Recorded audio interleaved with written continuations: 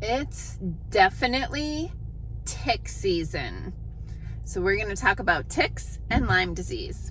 Hey, I'm Dr. Patty Barch. I'm a traditional naturopath, founder and owner of Naturally Unbridled Wellness and naturallyunbridled.com, where we focus on wellness solutions, not disease management. This is Down the Ridge with Dr. Patty, where I give you 7 to 10 minutes of holistic life and wellness information on my way to work. This is not medical advice. It's for entertainment purposes only. Nothing I say is true. Don't listen to me. First of all, I just want everybody to know it is Lyme disease, not Lyme's disease. It is named after Lyme, Connecticut, which is where the first cases were identified. Okay, that aside, oh my gosh, the ticks are crazy. I have been pulling deer tick nymphs, like baby ticks, off of my cat's eyelids and mouth, right? So I know it's because that's where I can see them. I'm sure they're all over the place, but deer tick nymphs are as tiny or tinier than a poppy seed. They're so small. I think they're definitely smaller than a poppy seed. That you would just think they're a speck. And the deer tick nymphs, the juveniles, can carry Lyme disease. So a few things about that. So one is, a lot of people will say, well, I've never been bitten by a tick. It is so small that you could scratch it off and not even have known it was there. And I've been pulling so many ticks off of the cats that I'm like itchy all the time. But this morning in the shower, there was a deer tick climbing on my torso. And it's crazy because I always wear a tight fitting like tank top in the winter to keep me warm, in the summer to keep me warm because I hate air conditioning. So the fact that like they're getting under like a fitted piece of clothing, it's just crazy. So some of the things you can do to avoid getting ticks is to keep the grass mowed. That's helpful because ticks will climb up onto sorry, something fell off the seat of my car. Ticks will crawl up onto the end of a blade of grass and hang out there for you to brush by, and they'll get on you there. I think what's happening with one of my cats is he's an incredible mouser, and I think the mice that he is eating are loaded with ticks, and because he's always got them around his mouth. So people will ask a lot of the time about like, how do you keep the ticks off your pets? It's super hard to keep ticks off of pets. They are grass height. They're rolling around in the grass. We do have chickens, which can be helpful, but there's so many this year, the chickens are not making a big impact as far as I can tell. But so you have options. There are natural sprays you can use that have essential oils in them. But first of all, people use a water gun to punish a dog, right? To keep a dog from doing a bad behavior, they'll shoot it with a water gun. So you think they really want to get sprayed? Especially the dog's sense of smell is so powerful that I can only imagine how overwhelming putting any amount of like that spray on them would be. Not to say that I don't ever do it, but I don't do it regularly. And forget spraying the cats. I mean, they're not gonna like that. Those topical, like put it between their shoulder blades, don't get any on your skin because it's potentially very dangerous. I would never, ever, ever put those on my pets. For one thing, they don't keep the fleas and ticks from getting on your pet and having them bring them into the house. They're just a pesticide that goes through their bloodstream so that when the tick or the flea bites the dog, it then gets poisoned and dies and falls off in your house, whatever. Or jumps off, your house and before it even bites the dog, and then it's in your carpet or whatever. But what I do, cats don't get Lyme disease. But So you don't have to worry about that. But what I do, they do get tapeworms, and fleas carry tapeworms, blah, blah, blah.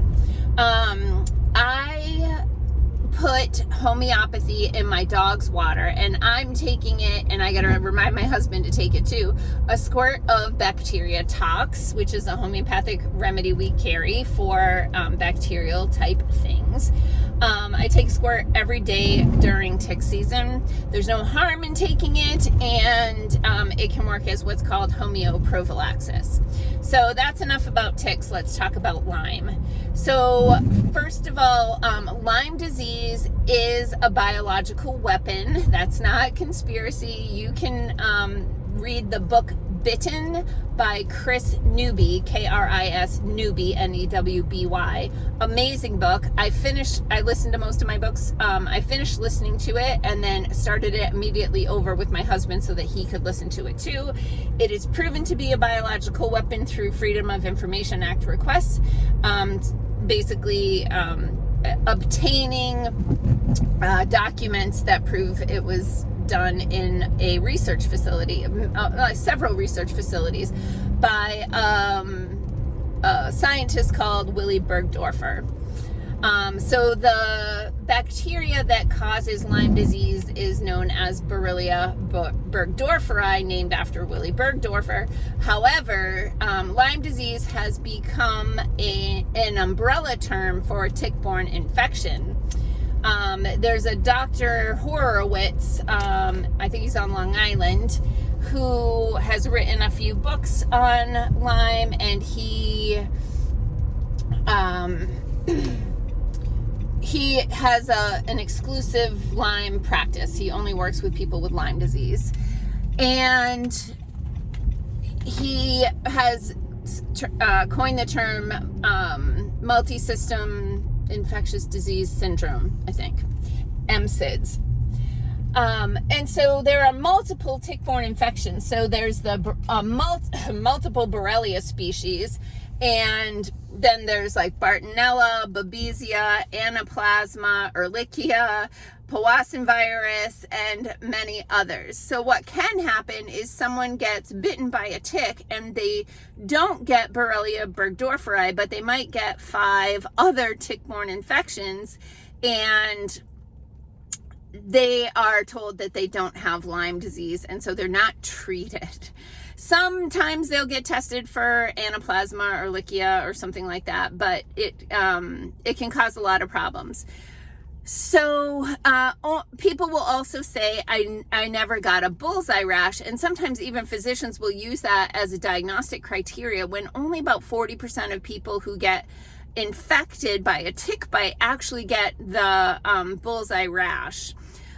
Fun fact, my husband, maybe 10 years ago after we moved here 13 years ago, so maybe about 10 years ago or so, he got Lyme disease here, and he got bitten on the arm, and he got a bullseye rash. So we went locked and loaded, all kinds of holistic remedies at him, set a timer. We had gone down for, I think it was for my brother's wedding, we had gone down to Tennessee, literally set a timer so that every hour or two he was taking remedies. And the craziest thing happened is he got bullseye rashes all over his body. And what I believe happened is we created an environment so inhospitable to those microbes that they started coming to the surface to try to escape that environment. But he did not end up getting full-blown Lyme disease. We caught it in time.